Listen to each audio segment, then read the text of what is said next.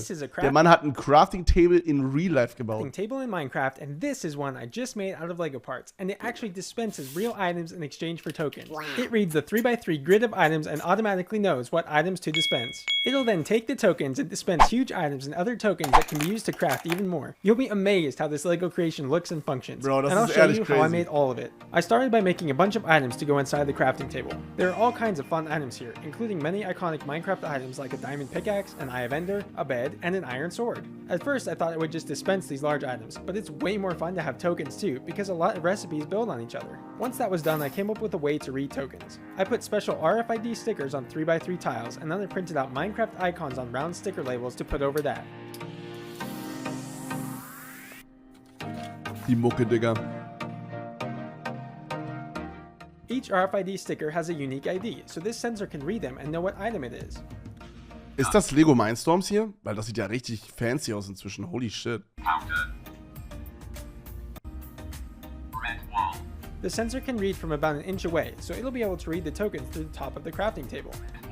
I got to work on the actual crafting table now, starting with the robotic arm, which will actually be kind of like a robotic forklift piston for this project. There's a ton I had to put in a small space, so I tried to build as tightly as possible. For example, instead of connecting Digga, ich schwöre, ne? Schulen sind so dumm.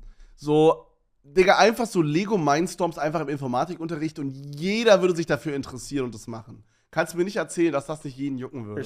Das ist so geil. Nee, Digga, stattdessen macht man irgendwie Kara, diesen Geburt-Marienkäfer, Digga. Ich schwöre, hatte den noch irgendwer? Diese Geburt, Alter. Dieser scheiß so ein Marienkäfer. Der kann sich so spucken. Stationary. Und dann 2 Jahre lang HTML lernen. Ja, aber auch nur HTML. Nicht irgendwie geil CSS oder so oder irgendwie JavaScript. Einfach nur HTML, damit man dann weiß, wie man irgendwie ein Bild edit. Ja, mega fresh. Auf so einer Page, die dann aussieht wie fucking 1945, Digga. Ich find's echt krass, wie du, obwohl du krank bist, noch Zeit gefunden hast, dich zu verkleiden für den Stream. Papa Clown. Shut the fuck up.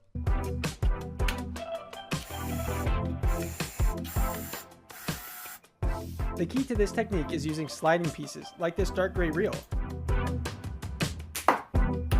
So I built 2 of them into this forklift carriage.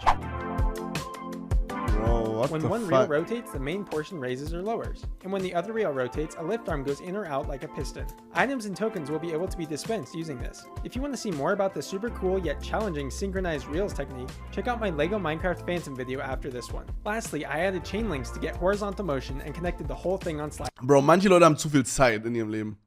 Wer setzt sich in seiner Freizeit hin und baut einen verfickten, funktionierenden Crafting-Table?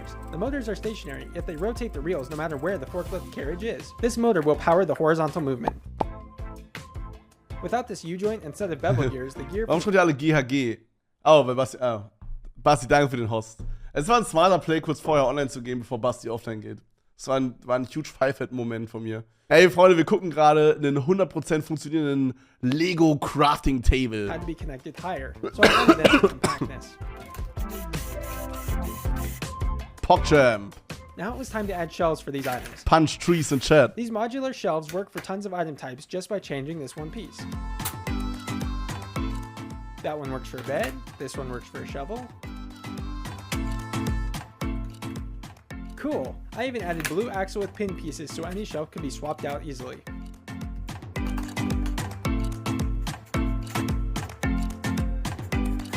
Weißt du, Leute, die sowas können, die könnten einfach so irgendwie daran arbeiten, dass wir so Autos haben, die so irgendwie ohne Strom und ohne irgendwie Benzin fahren. Aber nee, Digga, stattdessen machen die YouTube-Videos darüber, wie man ein Lego-Crafting-Table macht, Digga. Weißt du, die könnten so wichtige Probleme fighten, die wir haben. Aber stattdessen wird hier der Lego-Crafting-Table gebaut, Digga. Ist viel besser. Ja. So I decided to use just some of the items. With that looking great, I started on some walls for the crafting table. The idea is that the crafting table will separate into 2 sections easily, which would allow for our secret door, sliding drawer, and more. Speaking of the secret door, I put that in right here. I used slopes and jumpers to decrease the height just barely enough to be operational yet practically invisible. I'll leave this section open for the sliding drawer. Now for the tokens. I tried out these shelves, but they couldn't fit very many tokens. And then I tried these shelves, but not every token could be reached by the forklift carriage. So I eventually decided to use this concept of alternating thin lift arms.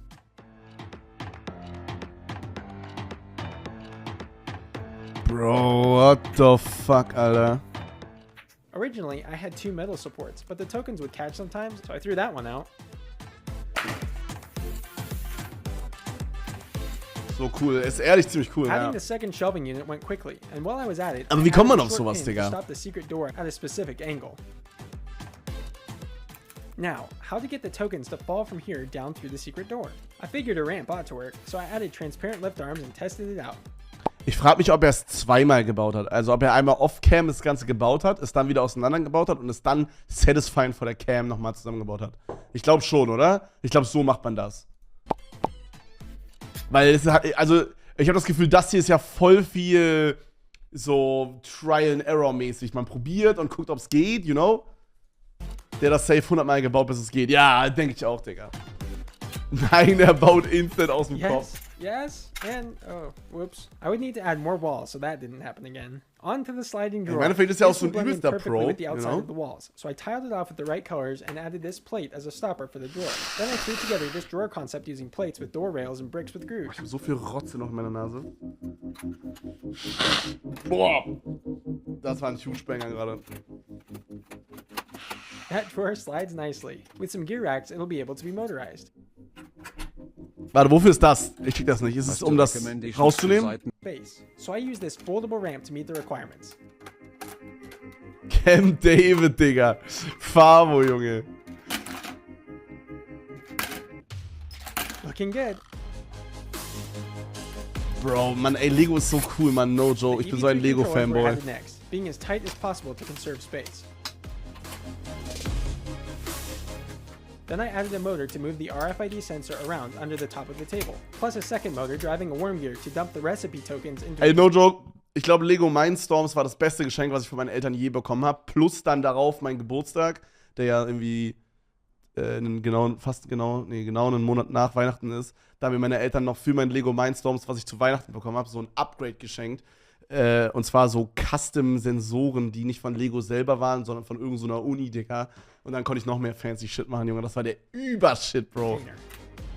Übelst geil. Einzelkind. Ja, I know. Der Shit ist übelst teuer gewesen. Ich glaube, Lego Mindstorms war früher so 500 oder so.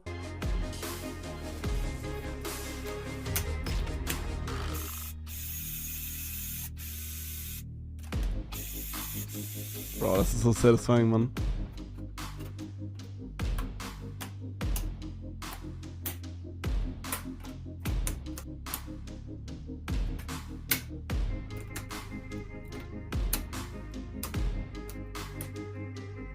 Digga, es satisfied mich einfach schon, dass er so viele Lego-Teile hat, zum Beispiel von dieser Farbe hier oder so.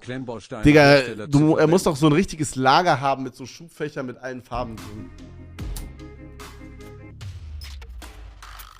Boah, Junge, das satisfied mich wirklich so krass. While building the top frame, I used this angled lift arm to support the left side, since the space above the drawer had to be left open for large items to fall. Finde es echt cool, dass du dich verkleidet hast. Woher hast du dein Kostüm? Ey, Bro, du bist schon der Zweite, der das donatet. Danke, Mann. Das ist eine Kracher-Dono.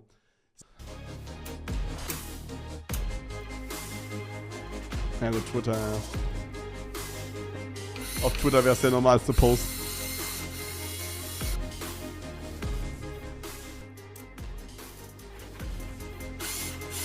Boah, Junge, das satisfied mich komplett, Alter.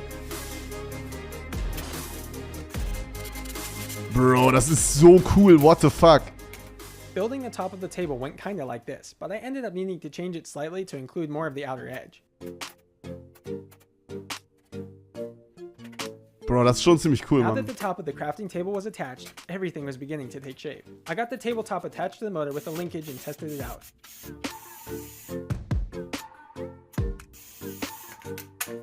That works so well, but I still needed a container for the tokens, so I built these two halves and attached them together.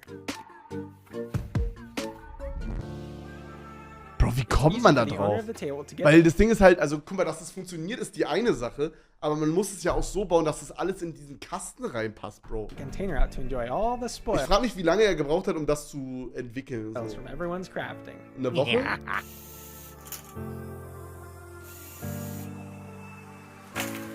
It's finally time to finish these walls and make it actually look like a crafting table instead of just functioning like one. These walls have the right details, including the items on the sides, which I believe are a hammer, a saw, and shears, but feel free to correct me in the comments if I'm wrong. Here's the moment of truth. Boah, satisfying. Oh mein Gott, ist das satisfying.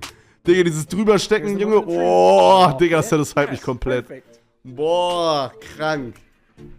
That's oddly satisfying. It looks so good, and nobody would suspect that this thing would actually work. Now, I'll load up the items I've chosen to include for now, and also tokens too. Okay, it's ready to run. You probably don't know that I revealed behind-the-scenes progress of this build in pictures like these to members on my channel. There are 3 membership tiers that I've worked hard to make very affordable. Okay, here's my starting inventory. My main items are 1 oak log, 3 gold ingots, 3 sugarcane, 1 white wool, 1 blaze rod, 3 gunpowder, 1 beetroot, 1 ender pearl, 3 diamonds, and in my overflow are 2 red wool and 1 oak plank. I'll start with using the blaze rod. Here we go. I use the upper left corner for many recipes since the RFID sensor starts there. When it detects a token, it'll read the recipe for the whole table. After that, the table gets dumped.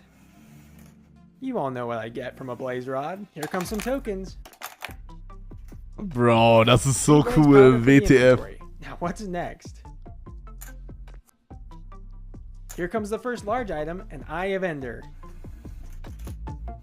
Digga, das ist so satisfying, what the fuck.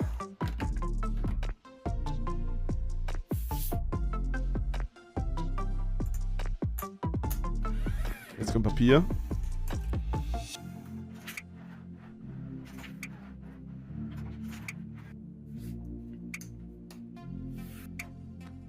Perfekt, und nach dem Video wird das Ding einmal im Müll gekloppt. I'll use 3 gunpowder so I get flight duration 3 on these rockets.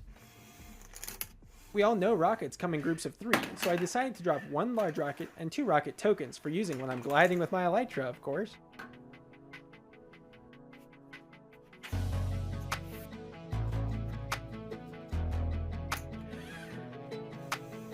Was passiert, wenn er nur 2 Bambus macht? Ja, nix. Was soll da passieren?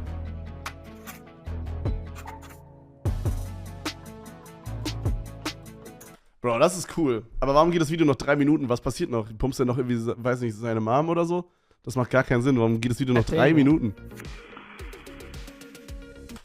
Wann Gutes Video.